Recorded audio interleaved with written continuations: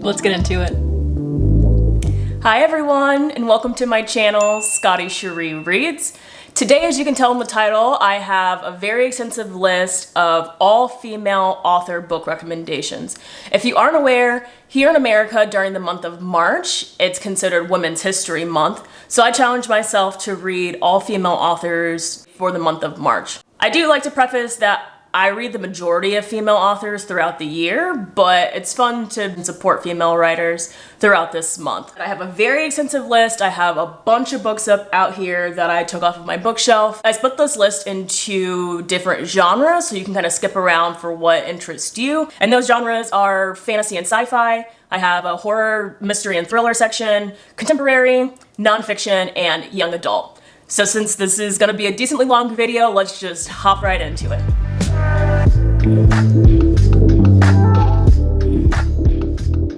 I decided to start with one of my favorite genres, which is fantasy, science fiction, and speculative fiction. I just clumped them all together in this category. We have about 5 authors that we're gonna get into, starting with one of my favorites, Rebecca Kuang, or better known as R.F. Kuang. R.F. Kuang is exceptional. She put out her debut novel, The Poppy War, when she was just 22 years old. This book has taken the world by storm. It's actually a trilogy, which is the Poppy War trilogy. It has The Poppy War, The Dragon Republic, and The Burning God.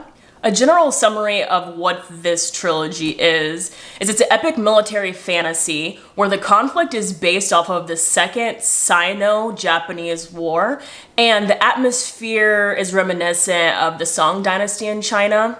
If you don't know what those are, that's totally fine. I didn't know a lot about it before I went into the book, but what I like about R.F. Kuang is that she does her research and makes it so fascinating that not only do you want to compulsively read through this series, you also afterwards immediately want to go research these topics that she is taking influence from. This trilogy is very fast-paced with a lot of unexpected twists and turns. It's very brutal.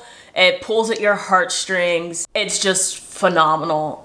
If you aren't a big fantasy reader, I think that starting with this first book is a great place to start. It reads adult. There's a lot of adult things that happen, but the writing is not super difficult compared to a couple of other epic fantasies. So I think this is a good gateway into adult fantasy if you're looking for something to pick up. Another novel by R.F. Kuang is Babel, which if you haven't, you should check out my previous video, which I'll link in the cards, which was my February wrap-up and my March TBR, which Babel is actually on my March TBR, so I want to read this month. It is basically a kind of semi-dark academia fantasy novel that takes place in fantastical Oxford at what do they call it? The Royal Institute of Translation, where the magic system is based off of like translation and transcription from different languages. I want to go into it pretty blind and just completely dive into the atmosphere of this college magical setting. I want to go in and not know much about the magic system and just learn as the characters learn. But I've heard nothing but great things. This one's taken the world by storm as well, and this is Babel. So those were R.F. Kuang's fantasy novels, but even though this is the fantasy section, I still want to throw in her first contemporary novel that was released last year called Yellowface. I read this last year and it was on my top 5 of last year's reads. This book discusses issues in like the publishing world, which is a hard thing to tackle, especially when you're a big author like this, and I love that for R.F. Kuang. A general synopsis is that this follows a woman named June, and she has an Asian friend named Athena, who is a super renowned author who's made it big, has like a movie adaptation coming out very soon for one of her books. June is also an author. She's pretty jealous about Athena's success. However, I don't want to say exactly what happens, but certain events happen and Athena dies when June is at her house, and June takes this opportunity to steal a manuscript that no one else knows about for what would have been Athena's next book. And June publishes this book as if it's her own, and chaos just kind of ensues because this book that June took from Athena is based off of her experience as being a Chinese American, and June is not a Chinese American, and you can kind of understand how society is gonna take that. And it was just, this book was really great. It was very fast paced, has a lot of great social commentary. I can't suggest it enough. I can't suggest R.F. Kuang enough. So that's the first author on the list. The next author on this list is Miss Shauna Maguire.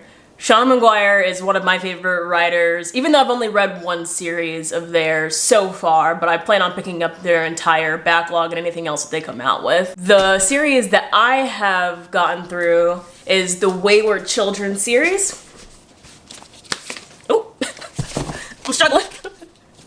It is the Wayward Children series here. They're all independent reads. You can read them independently. They're all little short novellas, but they're all interconnected. So I suggest to read them all the way through from start to finish. And the order of these books goes Every Heart a Doorway, Down Among the Sticks and Bones, Beneath the Sugar Sky, In an Absent Dream, Come Tumbling Down, Across the Green Grass Fields, Where the Drowned Girls Go, Lost in the Moment and Found. And the newest release, which I'll pop up right here, which I haven't purchased yet, is called Mislaid and Parts Unknown, I believe. I will have actually next month a reading vlog coming out of me rereading and finishing up this series. And I just plan on reading them all within a week and giving my updates on each individual book. I'll give you a general premise of what this series is, starting with the first book, Every Heart a Doorway. In this book, children basically find their own unique portal worlds.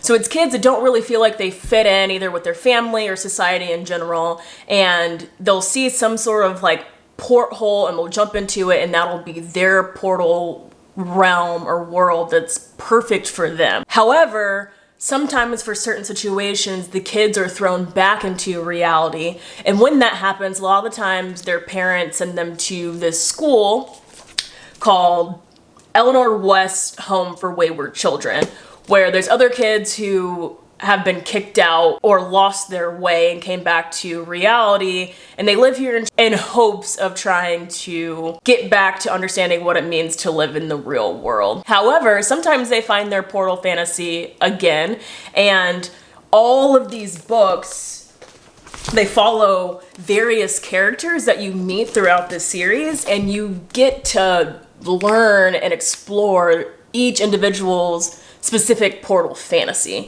It's very whimsical, it's very fun, it's very quick, it's fairy tale-esque.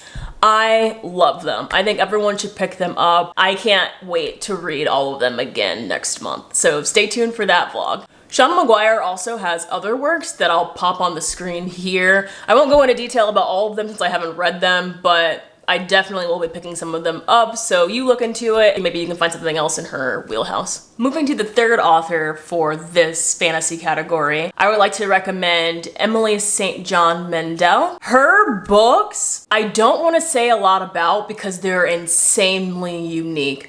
Her writing leans more on the speculative fiction side. It's not high epic fantasy like some of the previous ones that I just mentioned. It leans more into like time jumps, how to manipulate time, parallel existences, things like that, which really gets your brain going in terms of what is reality and what's not. Her previous 3 books are all standalones. There's Station 11, The Glass Hotel, and Sea of Tranquility. That's the order that I would suggest reading them. You can read them as standalones. However, there is a thread of interconnectedness between these 3 novels. Like there's Easter eggs in there that you'll pick up on if you read them in the same order or in the order that I mentioned, which is always super fun when it comes to an author and takes a lot of thought. She does have a backlist of books, which I'll throw up here. I don't know a lot about, but just to give you all the options you can read. But I would definitely say start with Station 11 if you haven't, move to The Glass Hotel, and then Sea of Tranquility. And then once you read them, come back and talk to me about it, because you can talk about these books forever. And that's Emily St. John Mandel. The fourth author that I want to suggest in this category is Miss N.K. Jemisin. She has won, I feel like with every series that she has and every book, has won all of the Hugo Awards, and all of her books are just so critically acclaimed. The one that I have here and the one that I want to talk about is the Broken Earth trilogy, which is 3 books. Starts with the first season, The Obelisk Gate, and ends with The Stone Sky. So a general synopsis of this series is it's in far future Earth, where due to climate change and things like that, there are these big storms that happen, which are called the seasons, hence the 5th season, which are pretty much these like massive apocalyptic storms that can last for centuries. And it's about a mother and I believe her daughter that's going through the 5th season trying to survive this time. That's all I really want to say. The book is told in second person, I believe, which is very unique. I think it's a little difficult to kind of get into, but once you do, her writing is fan-fucking-tastic. She has other series that I'll pop up here as well, and like I said, they're all critically acclaimed, and I haven't picked them up yet, but I want to soon. Anything N.K. Jemisin writes, go for it. All right, so I want to end this category with an OG black sci-fi writer. Can you guess who she is? Put it in the comments if you can. I'll give you a second. And that is Octavia Butler. Octavia Butler has tons of books and tons of series. I'm gonna talk about her standalone novel, Kindred, to start. In this book, the main character, Dana, is miraculously transported back into slavery time in the South, and she witnesses the white son of the plantation owner drowning, and she's told that she needs to save him, which she does. But obviously with the time jumps and stuff, it changes the trajectory of things that happen in this plot. And it goes back and forth from when she's transported back in time to present time. It's just very fascinating. That's all I really want to say. It's her standalone. I feel like you can start with this one and you'll have a hell of a time. It's a hard-hitting read. It leaves a lot to discuss. A big thing with this is that she's going back and forth, but she's a black woman and she's going to a plantation during slavery. So obviously there's a lot of obstacles and danger that's there, which makes this book compulsive and you want to read. Yeah, that's all I really want to say about this one. Go pick it up. One of her other well-known, I want to say series, it's called the Earthseed Trilogy, although only the first 2 books had been written, and unfortunately she passed away before the 3rd book was finished. And that starts with Parable of the Sower.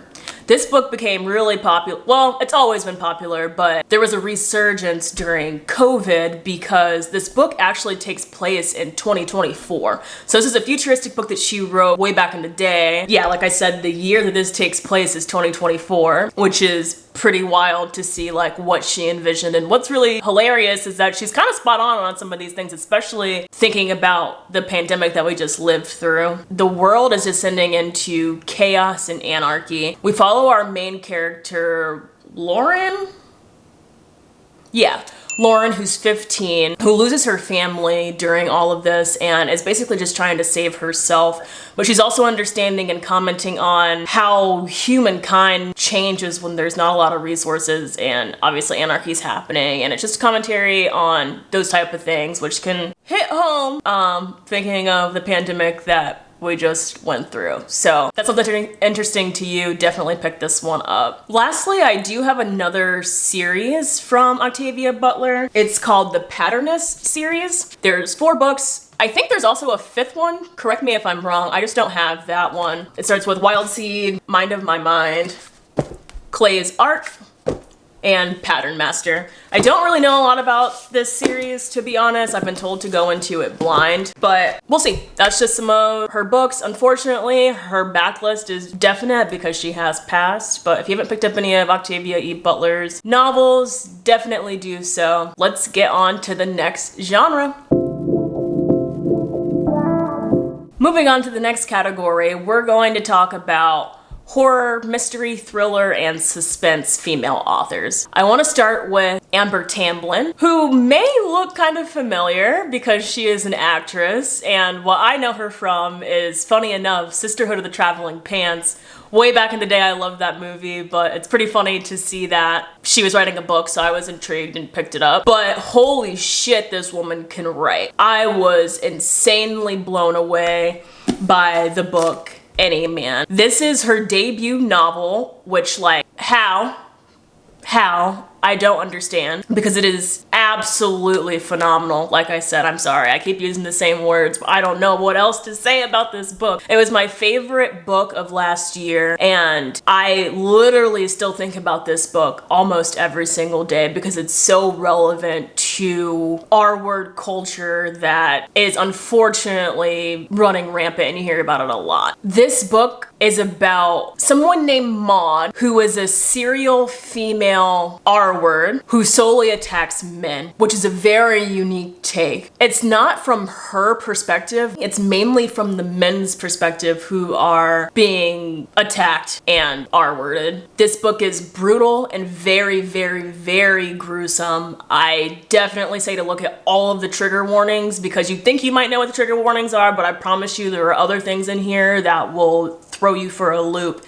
It's insane, but if you can handle the content that's in here, this book is life-changing, and I don't say that lightly. This book depicts the complexities of sexual violence in our world, and specifically how that switches depending on if the perpetrator is a woman or a man. Amber Tamblyn does a phenomenal job of explaining how society can almost help in like perpetuating this R-word culture, which is very sad, but something that you sit on, you think on, and it helps you become a better person, if that makes sense at all. I believe that Amber Tamblyn has a couple other poetry collections that came out before this. I'm not a big poetry reader, but since that book is literally like one of my favorite books of all time, I will definitely be picking up some of the poetry collections that I'll throw up here. So definitely we need more people to read this book, especially if you're a man.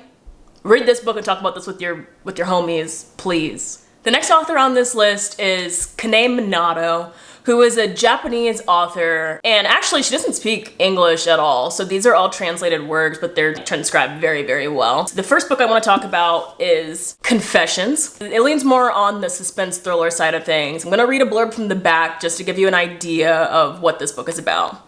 It says, her pupils murdered her daughter. Now she will have her revenge. Short, sweet, that's all you need to know. The only other thing I would say is that it says pupils, but her pupils are middle school students. So she definitely gets her revenge, but there's even a horror aspect to that because they are children. It is kind of justified, but that's kind of fucked up to say. You just have to read it. There's also a movie adaptation. I haven't watched it yet, but I heard that it's really, really great. Confessions is awesome. She also has another book titled Penance, which is up here, and this follows, I believe, 4 children that are like childhood friends, and something happens and one of their friends named Emily strays away from the group and then eventually is found murdered. And the mom of Emily, the deceased friend, puts a curse on these 4 girls in terms of getting revenge for her daughter's death. And that's all I know. I want to pick it up soon. I've heard great things, but Kane Minato's writing is phenomenal. Either of those books would be a great place to start. The next author on this list is Jessica Knoll, who is a new to me author. I read this book that we're going to talk about at the end of December and completely fell in love. And that book is Bright Young Women. This book follows our main character, Pam, who on the night of January 15th, 1978, witnesses a horrific event in the middle of the night where a man that she can hardly identify or barely was able to see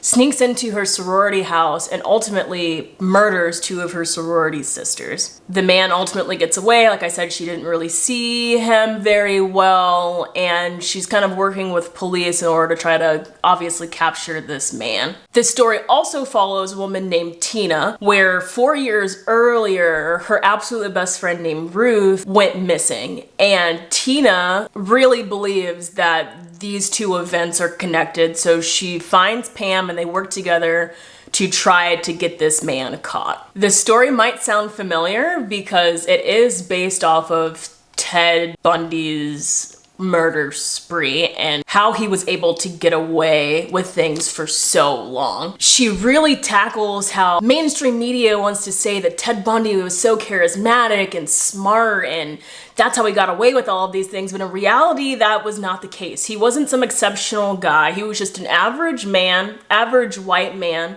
who was given the benefit of the doubt many times from law enforcement, which is just despicable because these women during this time, like in real life, but also it's discussed in this book, how women weren't believed. Women weren't believed during this time, and if they would have listened to his victims who survived and people who knew him, he could have been stopped and a lot of these murders could have completely been avoided, which is insanely gut-wrenching and a very hard pill to swallow. But I think that Jessica Knoll did a fantastic job of explaining just that in this book. Jessica doesn't even name the murderer or Ted Bundy in this book. He doesn't even get a name because her point is that it doesn't matter about him. What matters is the victims. And she names all of the victims and gives them the spotlight in this book to tell their story and not to talk about him, which was insanely powerful. I know that she does have a backlist of books which I'll put up on the screen. I haven't read them yet, but based off of this one, which I absolutely loved and adored, I will be picking up some of her other books as well. The next author on this list is Mona Awad, who I could give her the award for the weirdest writing I have ever read so far, but I mean that in a great way. So I started with the novel Bunny. Bunny is like a fever dream-esque storytelling style, which most of her books are kind of that way, but this one very much so. I could not put this book down. It's an insanely compulsive read, even though a lot of the time you don't understand what's going on because it's so whimsical and there's like magical realism and you're really in your head, but normally that seems like it would take you out of the story, but I kept flipping the pages in order to try to understand what the hell was going on. This book is pitched as Mean Girls meets The Craft, meets Frankenstein, meets Heathers, which is one of my favorite movies, meets Alice in Wonderland. And that's all I want to say. If that sounds interesting to you and you want to go on this unique ride, please pick this up and then find me on Instagram or come back to this video and let's chat about it because it is out of this world good. Another novel by this author that I want to suggest is Rouge. And I'm just gonna read a little bit of the inside flap to give you an idea of what this is about. From the critically acclaimed author of Bunny comes a horror-tinged gothic fairy tale about a lonely dress shop clerk whose mother's unexpected death sends her down a treacherous path in pursuit of youth and beauty. Can she escape her mother's fate and find a connection that is more than skin deep?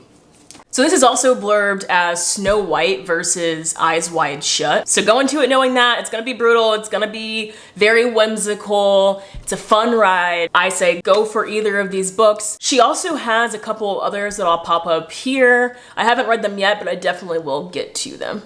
Lastly, I want to give a shout out to one of the most notorious Black female horror authors, which is Tanana Reeve Dew. I read my first book by her last month. You could check out the wrap up, like I said. And I read the book The Reformatory, which I absolutely devoured. She has a bunch of other books that I'll pop up here. I'm excited to move my way through her backlog. Unfortunately, when I was making this list, I couldn't think of a lot of Black female horror authors. I looked online as well, and there just aren't many. So please, if you know any, leave them in the comments below. Time to move on to the next genre. Welcome to the contemporary / real world section of this video. And we're gonna kick it off with Ya Gyasi. I read Ya Gyasi's debut novel, Homegoing, also How, because this book was fan-fucking-tastic. The amount of work that went into this book, I cannot believe that this is her debut novel. So that just for starters, this novel spans like 300 years, which the book's not that big, but it doesn't feel insanely rushed or anything. I don't know how she did it. The general synopsis of this book is there's a multi-generational family saga where there are two half-sisters that don't really know about each other. One of them is kind of passing and is living in a slave castle, like she's doing fine. The other sister, however, is actually in the dungeons of this same castle, working as a slave and is about to be shipped to America. So it tells it from both perspectives of the woman who is living in the castle and the woman who was shipped to America. And that's all that I want to say. The interconnectedness of this and the pacing of this for the amount of time that she covered in this book, unheard of. She's fantastic. Her second novel that I have here is Transcendent Kingdom. So this tells the story of a PhD neuroscience candidate named Gifty who is studying reward-seeking behaviors in mice, kind of focusing on like addiction, depression, anxiety, things like that. The heart of her understanding these things or being drawn to this is because these issues of addiction and depression are very heavy in her family. So it explains her journey of trying to understand this, grappling with her religion as well, in terms of being faith-based, but also being a neuroscientist. Very great writing. Ya Gyasi can do no wrong. I will pick up anything else that she writes. These are only 2 books that she has out so far, and I'm just very much anticipating the next release. The next female author on this list is Celeste Ng. I'm gonna start with her novel, which is the first one that I read, Everything I Never Told You. This is a contemporary book, but it has elements of like mystery thriller in it. The novel starts with this sentence: Lydia is dead and they don't know this yet. 1977. So with that, it's basically a story about a Chinese American family that seems like they have everything going and everything's great on the outside, but internally they're struggling with deeply connecting with each other. It talks about mother-daughter relationship, father-son relationships, and it's a study of family dysfunction and grief. Very, very great read. Celeste Ng has 2 other novels. One I have here, which is Little Fires Everywhere, which I have not read yet, but heard nothing but great things. And this book has a pretty popular adaptation, so I'll probably pick this one up soon. And Our Missing Hearts, I believe, came out last year, and not sure what those 2 are about, but kind of look into them because Everything I Never Told You, the writing, which I forgot to say, that's a debut novel as well. How? Just pick it up for yourself so you can understand what I mean by I can't believe that so many of these books that are my favorites are their debut novels. Like, what the hell? If you take anything from this video, please pick this book up. It's called The Secret Lives of Church Ladies by Deesha Phil, y'all. This is my absolute favorite short story collection. Hands down. This is the only book that Deesha has out right now, and I am eagerly waiting for the next book that she writes because I feel like even with just this one book, this woman could be my favorite author. I mean, Toni Morrison is one of my favorite authors, but she is up there in my mind with writing, which is the biggest accomplishment that anybody can say, and I mean that. I don't mean it, and I don't want you to take that lightly. It's phenomenal. So talking about what this is about, it says The Secret Lives of Church Ladies explores the raw and tender places where Black women and girls dare to follow their desires and pursue a momentary reprieve of being good. Just pick this up. Every single story in this book was a 5 out of 5 stars. I would say my favorite is probably Peach Cobbler. So read Peach Cobbler and then let's talk about it in the comments because it is juicy. Pick this one up, please. I don't know if I said this, but another debut author, How, literally How, Shui, how? The last author that I want to suggest in this category of contemporary is Miss Kate Elizabeth Russell. The book that I want to talk about is My Dark Vanessa. Also another debut novel. How? How? I don't understand. I'm so jealous. I'm not a writer myself, but these women are out of this world crazy. But getting back to this novel, My Dark Vanessa is a very tough read. It focuses on a student-teacher grooming sexual relationship that takes place when the woman in this story is 15, but it goes throughout her life. So it's going from when she was 15 and this was all starting. It explains the grooming techniques, which I haven't seen. I really appreciated because I don't think I've seen a lot of books that specifically talk about the grooming mechanics and techniques that this professor uses in order to manipulate this 15-year-old girl. And also it jumps to the future where there's another previous student who is now speaking out about sexual allegations against the same professor, but she's struggling because she's still underneath his spell a little bit, even though she hasn't seen him for a long time. It shows how long that this manipulation can last, and it was beautifully done. It was gut-wrenching, very hard to digest, but it's a book that I think everyone needs to talk about and read and discuss and dissect because these things actually happen, and it's good to know some of the warning signs for situations like this. I'm not sure if she has any other books out. I'll put them on the screen if so. But either way, this is one of my favorite authors, one of my favorite books. Please pick this one up. Now it's time to move into the nonfiction reads. Let's go. Starting with the nonfiction author recommendations, I am starting with one of my all-time favorite writers and people in general, who is Roxane Gay. I will read anything that this woman puts out, from actual novels to any essay. I follow her on Instagram and social media platforms. I literally look at all of her interviews. She, I feel, is changing the world, and I respect her so much. She's one of my idols, and I will pick up anything by her. You can't go wrong. Starting with my favorite nonfiction read by her, which I don't have a copy, unfortunately. I need to get one ASAP, and that is Not That Bad. It's a collection of essays from women that talk about how, as women, we're taught to minimize things that happen to us, whether it's like, oh, I was sexually assaulted, but I wasn't R-worded, so it's not that bad, it can be worse, and just belittling things that are absolutely not okay. For women to understand that they're doing this, because I mean, as me being a woman, there's definitely times where I'm like, oh shit, I did minimize this when it absolutely was a big situation.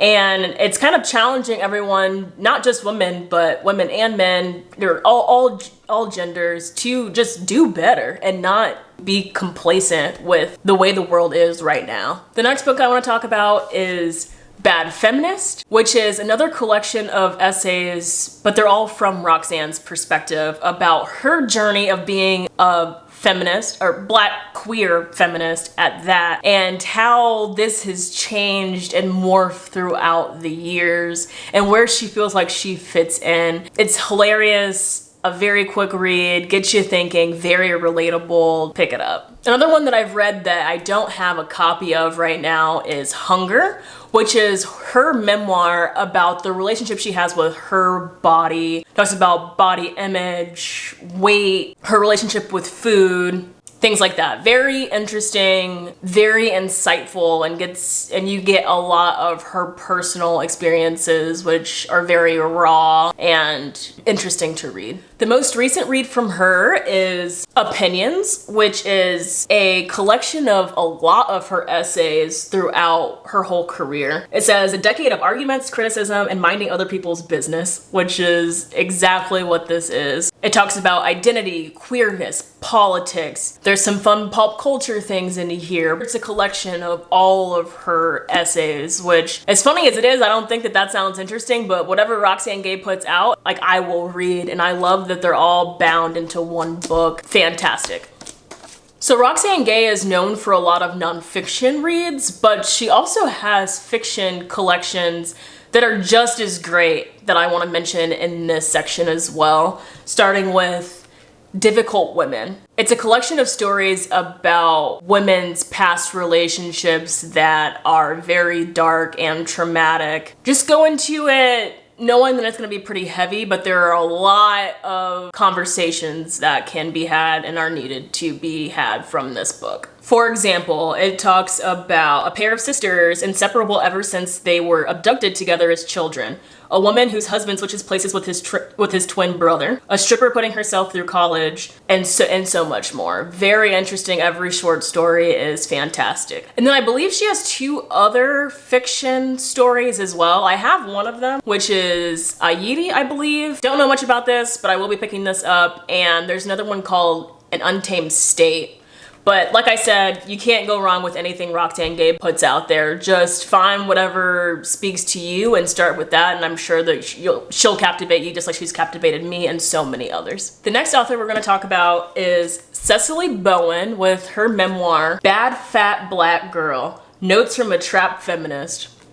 And that's all you really need to know. It's written into essays about hustling, queerness, living in Chicago, sex work, friendships, body shaming, just her experiences of being a bad fat black girl and a trap feminist. She started this whole trap feminist movement because, as you know, there's not a lot of space for intersectionality when it comes to feminism. It's getting better, but she was one of the first that talked about like hood girls, trap girls, and what feminism looks like to them, and I loved it. I would suggest listening to the audiobook. That's what I did because Cecily reads it herself, and it is so good. You can hear the pain in her voice, also the laughter. There's a lot of pop culture references. She talks about a lot of hip-hop music.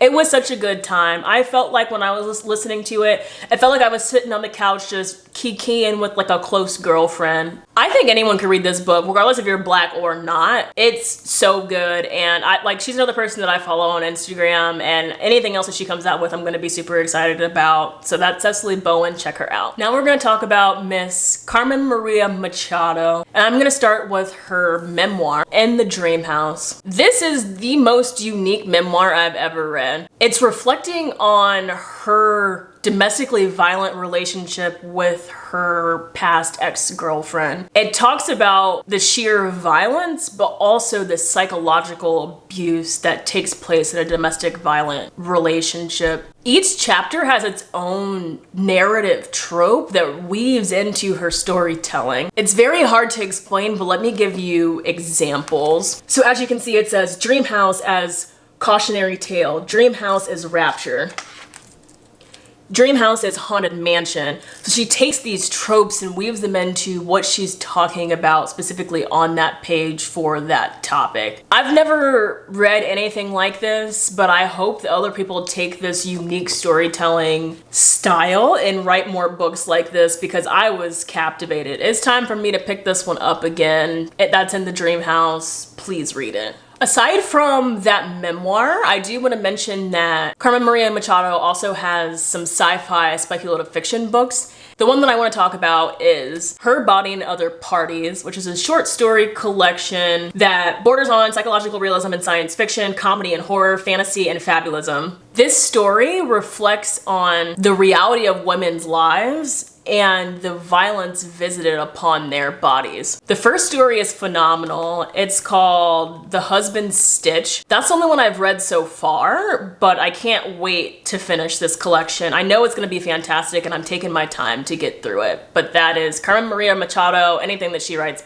it's great. The next person I want to talk about is Caitlin Doty, who is actually a pretty big YouTuber. Her channel is called Ask a Mortician, which I've been following since literally like high school because I'm fascinated with death and death rituals, and it's always been so fascinating to me that death is such a taboo topic when it's the thing that's gonna happen to everyone no matter what, and Caitlin Doty really hones in on that in her books. The first book that I read was Smoke Gets Into Your Eyes and Other Lessons from the Crematory, where she tells her story as in her early 20s, mid 20s, she starts working at a crematory as a woman, and kind of explains what it's like to work in a crematory. The way that she tells stories is hilarious, but also thought-provoking. She makes things so approachable and easy to talk about, and I love that about her. Another one I read from her is From Here to Eternity, which is basically telling stories about different burial rituals from different cultures. Her research going into that book is outstanding. I learned a lot. It was great. And lastly, she has this book called Will My Cat Eat My Eyeballs? And other questions about dead bodies. So it's pretty much like young kids write these questions about death that she answers in this book, and it is fantastic. I mean, one of them's like, if I were to die at home, like the title says, will my cat eat my eyeballs?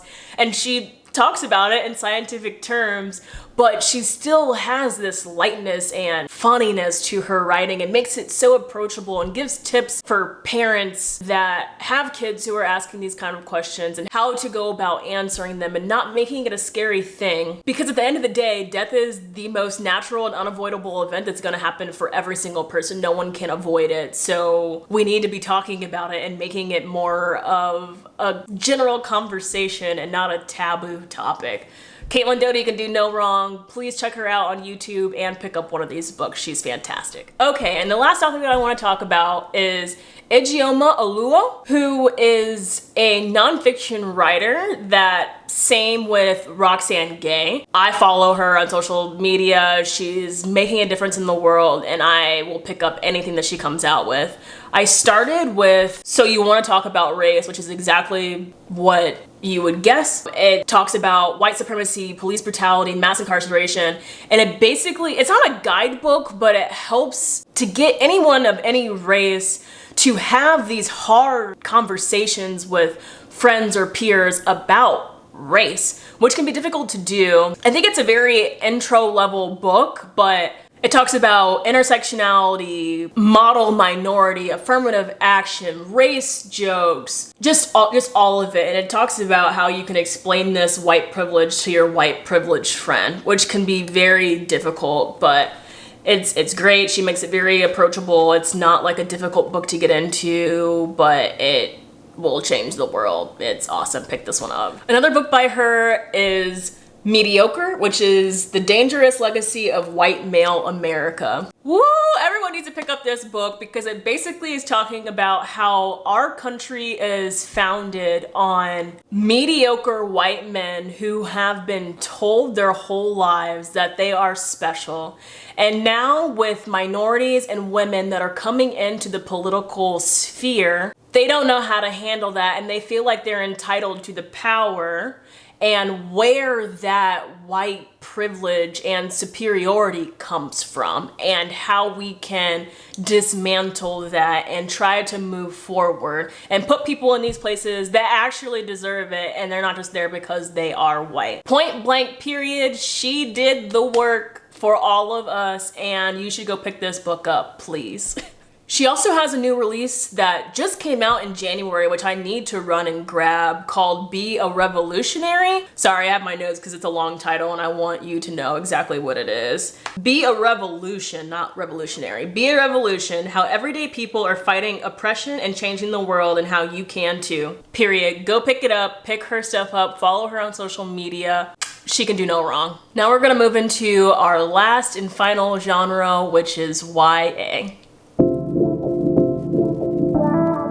We're gonna start the young adult section with a banger, and that is Miss Tiffany D. Jackson. I want to start with her book, Monday's Not Coming, which this book is probably my favorite young adult book of all time. It is gut-wrenching, heart-wrenching. I cried so many times throughout this book, and I've read it, I think, 3 times now. It talks about the main character named Monday Charles, who doesn't show up at school one day, and it seems like her best friend named Claudia is the only person who really notices or gives a shit about it. So this hits really deep and talks about the actual issue that is very prevalent right now of Black young women, or Black women period, that go missing and nothing is done about it. The ending of this book is insanely brutal and gut-wrenching, but it is intentional and necessary for what she is trying to say in this book. Beautiful, beautiful, beautiful writing. Like I said, it's my favorite YA book. Everyone needs to read this. She has a couple other books I'm gonna speed through a little bit because that one's top tier, but I read Grown, which is kind of a retelling. It's fictional, but it heavily relies on telling the stories of specifically one girl who was under R. Kelly's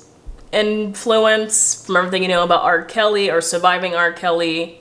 That's what this book is about. Very good. Another one is The Weight of Blood, which is a Carrie retelling, but it's told through the eyes of the main character, who is a passing biracial girl living in racist Georgia in high school. And one day she's outside and it's raining and her hair puffs up, which I can relate to, and it kind of gives away that she's biracial, and she's now dealing with the repercussions of this racist town knowing that she is biracial. This same year that all this is taking place, at her high school, it's the first integrated prom that's happening. And if you know anything about Carrie, you probably know how this story ends. Even though it's a retelling, it's told from a different perspective, and it talks about a lot of hard-hitting, relevant topics in terms of race and living in the South. So I think it was great. Listen to it on audiobook. It was very fun, entertaining. Tiffany D. Jackson has tons of other books, which I'll throw up here,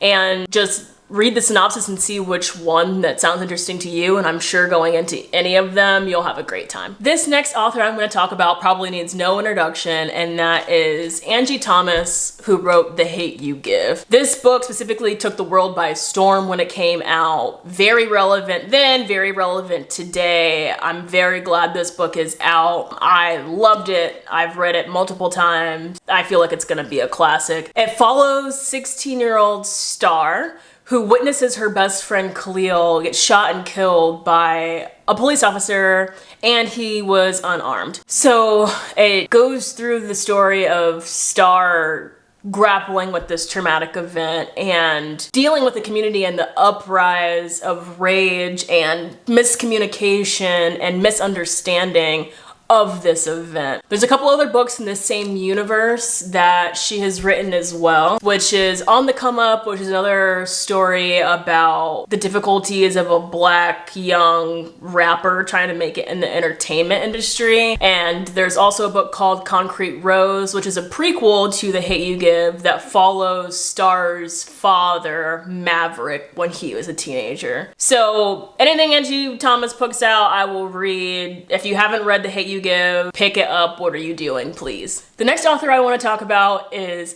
Leah Johnson, who wrote You Should See Me in a Crown, which is a young adult, obviously this is a young adult section, but a young adult Black queer woman who is super excited about leaving this small town in Indiana. Actually, fun fact, this book is really cool because Leah Johnson and I both went to Indiana University, so we graduated from the same college. So it follows the main character who is very excited to get out of the small town in Indiana and go to a school in a different state and become a doctor and kind of leave this small town behind. However, based off of certain events that happened in the book, the scholarship that she had fell through. But luckily at her school, if she were to win prom queen, she would get this big scholarship that would help her reach her goals of leaving this town. So obviously, she runs to be prom queen. However, there's another new girl in this school who's running as well, and